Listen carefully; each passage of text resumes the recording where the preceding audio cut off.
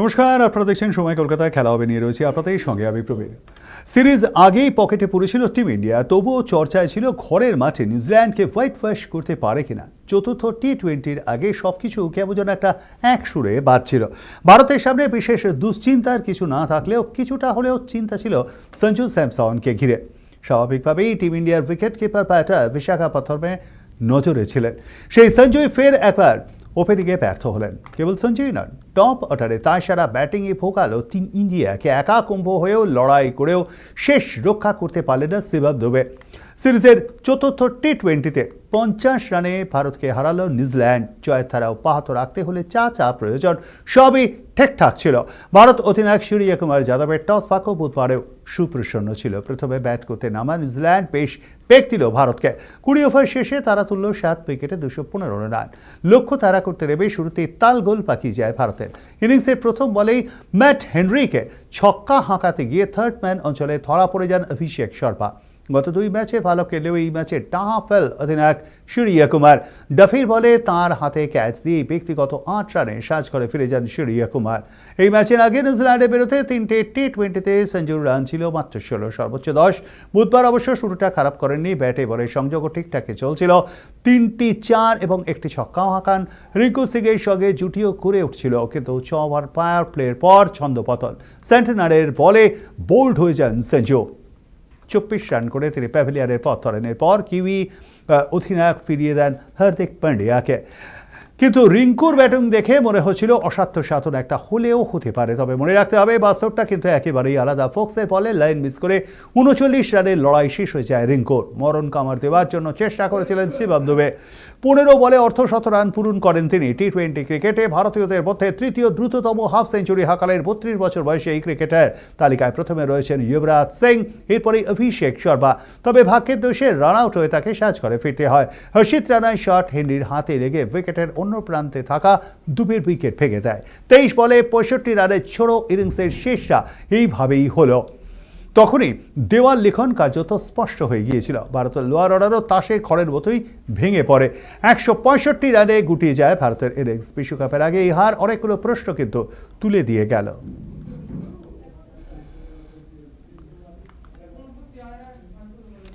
Cricket দুনিয়ায় তাদের কেউ চেনে না। সে দেশের ক্রিকেটারের নামও একেবারেই অজানা। কিন্তু এবার পাকিস্তানকে সরাসরি চ্যালেঞ্জে ছুড়ে দিল সেই ছোট্ট দ্বীপ আইসল্যান্ড।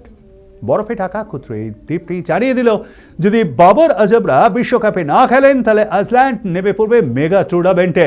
মাত্র 5 দিনের নোটিসে হলেও বিশ্বকাপ খেলতে তারা প্রস্তুত বলে জানিয়ে দিয়েছে আইসল্যান্ড বোর্ড। ক্রিকেট দুনিয়ায় আইসল্যান্ড একেবারেই অপরিচিত। 22 গজে নেমেও তেমন কিছু করে দেখাতে পারেনি তারা। তবে সোশ্যাল মিডিয়ায় আইসল্যান্ড ক্রিকেট কিন্তু তুমুল জনপ্রিয়।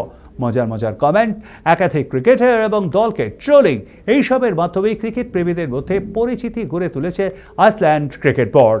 এবার পাকিস্তানের বিশ্বকাপ নাটকে হাতিয়ার করেছে তারা। সোশ্যাল মিডিয়ায় স্পষ্টতই জানিয়ে দিয়েছে একেবারে প্রস্তুতি না থাকলেও তারা কিন্তু বিশ্বকাপে খেলতে রাজি। এক্স হ্যান্ডেলে আইসল্যান্ড বোর্ডের বার্তা, পাকিস্তান বিশ্বকাপে খেলবে কিনা সেই সিদ্ধান্ত দ্রুত জানাটা আমাদের খুব প্রয়োজন। আগামী 2রা ফেব্রুয়ারির মধ্যে ওরা জানিয়ে দেবে, আর আমরা সেদিনই বিবাদ ধরার জন্য একেবারে তৈরি। তবে 7ই ফেব্রুয়ারি কলম্বোয় ম্যাচ খেলার মতন অবস্থায় আমরা থাকবো কিনা সেটা নিয়ে সংশয় রয়েছে। এত দ্রুত পর্যাপ্ত বিমান পরিষেবা পাওয়া যাবে কিনা সেটাও আমরা জানি না। তবু আমরা খেলবো। আমাদের ওপেনিং ব্যাটার এমনিতেই রাতে ঘুমোয় না। মজার চলে আইসল্যান্ডের এই কটাক্ষ হু করে ভাইরাল এই মুহূর্তে সোশ্যাল মিডিয়ায়। যদিও ছোট্ট এই দেশটির বিশ্বকাপ খেলার স্বপ্ন এবার পূরণ হবে না, কারণ আইসিসির নতুন সিদ্ধান্ত অনুযায়ী পাকিস্তান বিশ্বকাপ বয়কট করলে বাংলাদেশই হয়তোবা খেলবে। বাংলাদেশ পুরোপুরিভাবে বিশ্বকাপ বয়কট করেনি। তাদের দাবি ছিল ভারত থেকে ম্যাচ সরিয়ে শ্রীলঙ্কায় আয়োজন করা হোক। পাকিস্তানের সবকটি ম্যাচই কিন্তু শ্রীলঙ্কায় রাখা আছে। ফলে পাকিস্তান যদি বিশ্বকাপ বয়কট করে তাহলে ওই জায়গায় অনায়াসে ঢুকে পড়তে পারে বাংলাদেশ, কারণ তাদের বিশ্বকাপ খেলার যোগ্যতা রয়েছে। শ্রীলঙ্কায় ম্যাচ খেলতেও তাদের আপত্তি নেই।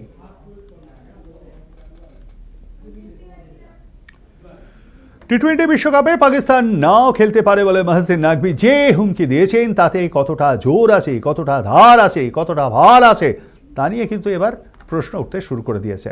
কারণ ইতিমধ্যেই পাক দলের জন্য নাকি কলম্বোর বিমানের টিকিট বুক করা হয়ে গেছে।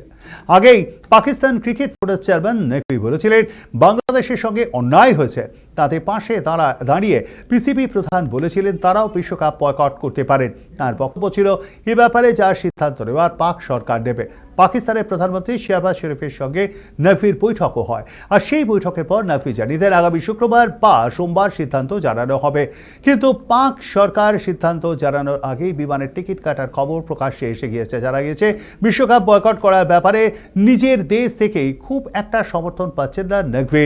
রাষ্ট্রপতি আসিফ জারদারি, সামরিক বাহিনী এবং পিসিবির প্রাক্তন দুই চেয়ারম্যান নজম সেঠি এবং রমিজ রাজার পরামর্শ নাকি নিয়েছেন নকভি। তারা প্রত্যেকেই পাকিস্তানকে বিশ্বকাপে খেলানোর মতন মত দিয়েছে। এমনকি ভারতের বিরুদ্ধে গ্রুপ পর্বে ম্যাচটি বয়কট না করার পরামর্শ দেওয়া হয়েছে। পাকিস্তান বিশ্বকাপ বয়কটের পথে যাচ্ছে না এমনটাও কিন্তু জানিয়েছেন অনেকেই। শুধু এখনো পর্যন্ত বেঁকে আছেন নকভি এবং রশিদ লতিফ।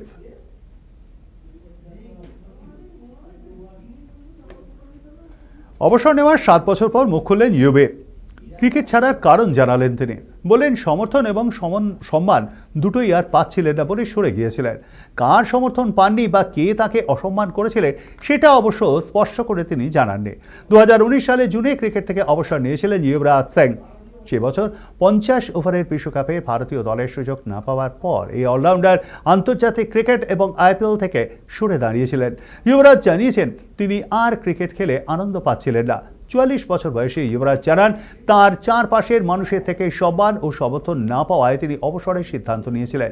প্রাক্তন টেনিস তারকা সানিয়া মির্জার পডকাস্টে যুবরাজ বলেন তিনি ক্রিকেটটা উপভোগ করছিলেন না।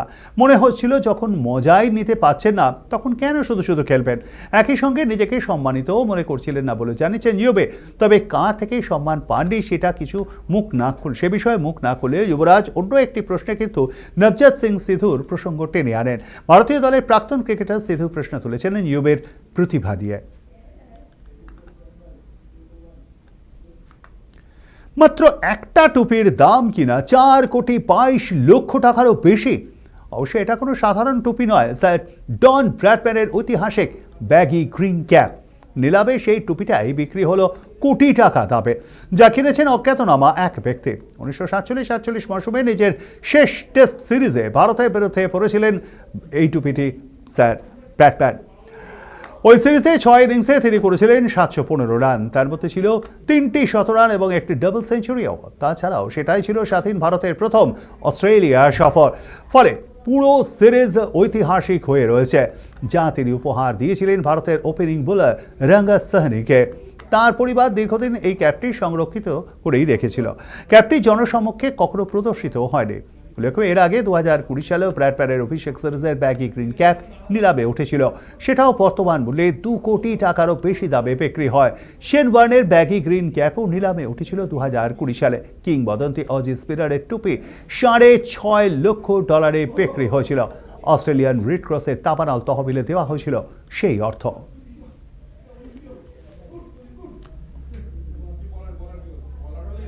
এখন এ পর্যন্ত দেখতে থাকুন সময় কলকাতা। সময় বলবে সময়ের কথা। নমস্কার।